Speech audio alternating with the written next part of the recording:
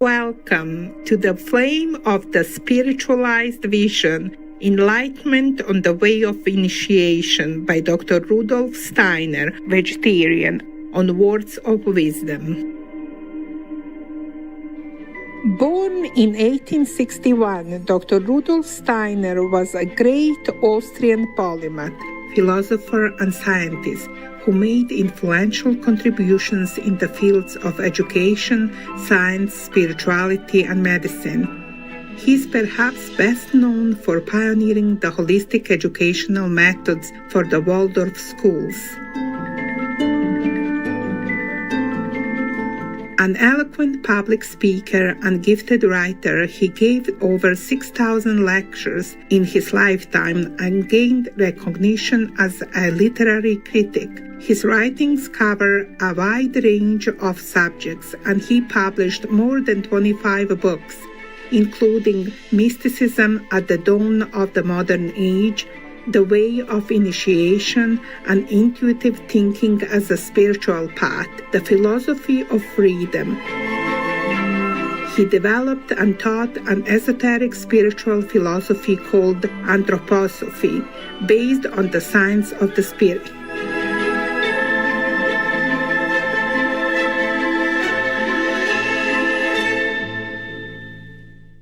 We will now continue with the elevating spiritual writings from Dr. Rudolf Steiner's book, The Way of Initiation, from the chapter Enlightenment, which describes the process of unfolding one's higher inner perceptions.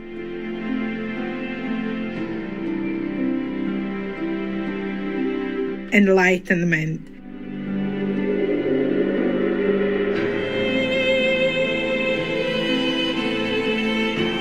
After the disciple has evolved by such means the rudiments of spiritual vision, he may proceed to the contemplation of human nature itself. Simple appearances of ordinary life must be chosen first. But before making any attempts in this direction, it is imperative for the student to strive after an absolute sincerity of moral character. He must banish all thoughts of ever using the insight to be attained in these ways for his own selfish ends. He must be absolutely determined that under no circumstances will he avail himself in an evil sense of any power which he may gain over his fellow creatures. This is the reason why everyone who desires to gain direct insight into the secrets of human nature must follow the golden rule of true occultism. And the golden rule is this: for every one step that you take in the pursuit of the hidden knowledge, take 3 steps in the perfecting of your own character. He who obeys this rule can perform such exercises as that which is now to be explained.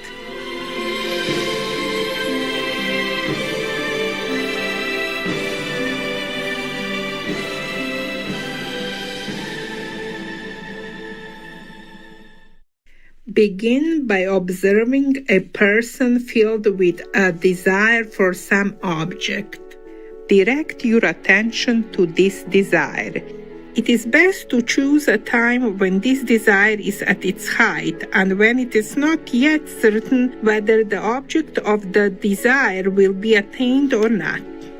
Then surrender yourself entirely to the contemplation of that which you observe, but maintain the utmost inner tranquility of soul.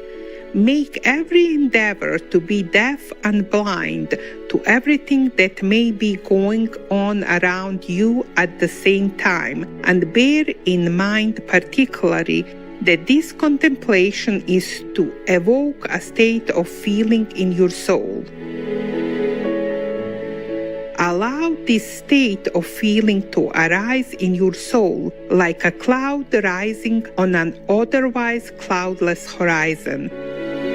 It is to be expected, of course, that your observation will be interrupted, because the person on whom it is directed will not remain in this particular state of mind for a sufficient length of time. Presumably, you will fail in your experiment hundreds and hundreds of times. It is simply a question of not losing patience. After many attempts, you will ultimately realize the state of feeling spoken of, above as fast as the corresponding mental phenomena pass through the soul of the person under observation. After a time, you will begin to notice that this feeling in your own soul is evoking the power of spiritual vision into the psychical condition of the other. A luminous image will appear in your field of vision, and this luminous image is the so-called astral manifestation evoked by the desired state when under observation. Again, we may describe this image as flame-like in appearance. It is yellowish red in the center and reddish blue or lilac at the edges. Much depends upon treating such experiences of the inner vision with great delicacy. It will be best for you at first to talk of them to nobody except your teacher if you have one. The attempt to describe such appearances in appropriate words usually leads to gross self-deception. One employs ordinary terms not applicable to such purposes, and therefore much too gross and clumsy. The consequence is that one's own attempt to clothe this vision in words unconsciously leads one to blend the actual experience with an alloy of imaginary details.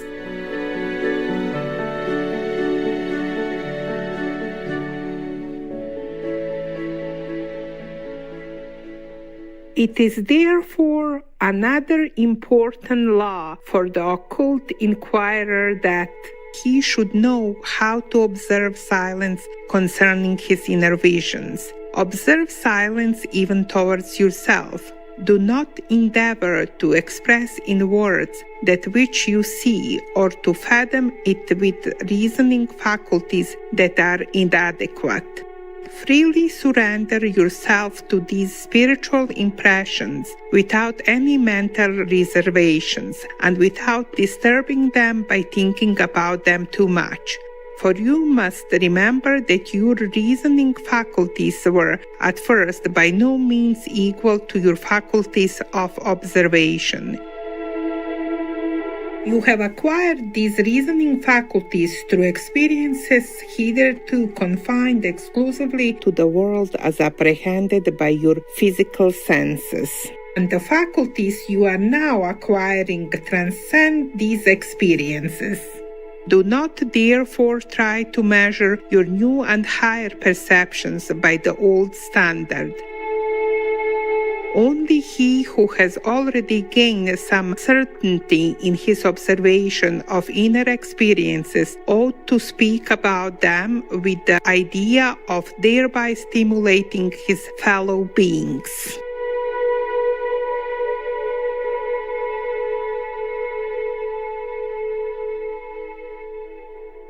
As a supplementary exercise, the following may be set forth. Direct your observation in the same way upon a fellow being to whom the fulfillment of some wish, the gratification of some desire has just been granted. If the same rules and precautions are adopted as in the previous instance, you will once more attain to spiritual perception.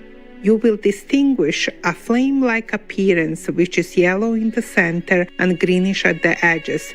By such observations of one's fellow creatures, one may easily be led into a moral fault. One may become uncharitable. All conceivable means must be taken to fight against this tendency. Anyone exercising such powers of observation should have risen to the level on which one is absolutely convinced that thoughts are actual things.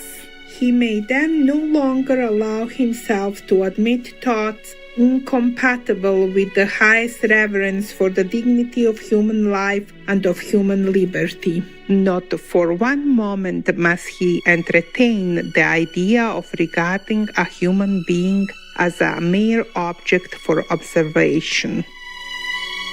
It must be the aim of self-education to see that the faculties for a psychic observation of human nature go hand in hand with a full recognition of the rights of each individual. That which dwells in each human being must be regarded as something holy and to be held inviolate by us, even in our thoughts and feelings. We must be possessed by a feeling of reverential awe for all that is human.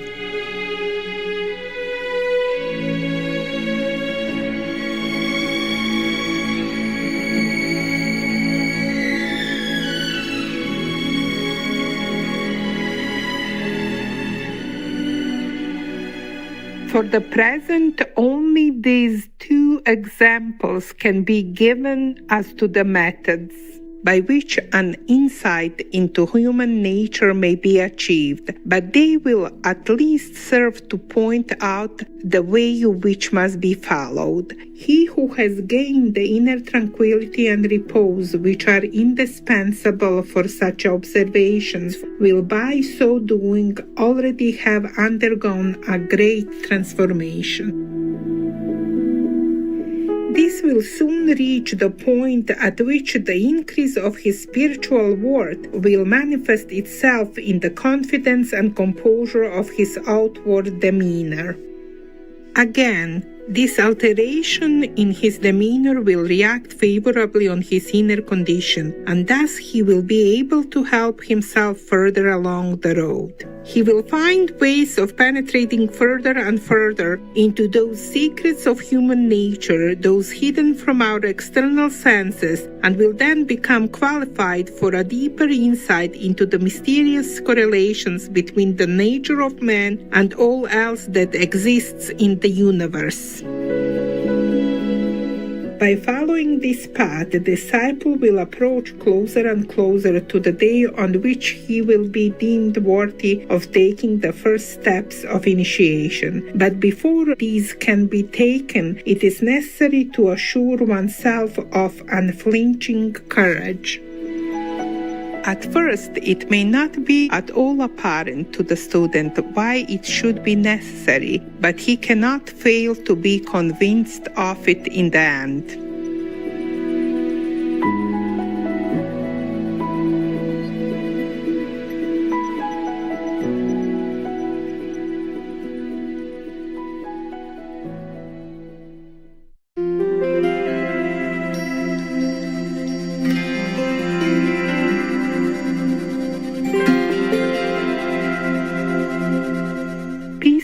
Viewers, we appreciate your company for today's words of wisdom.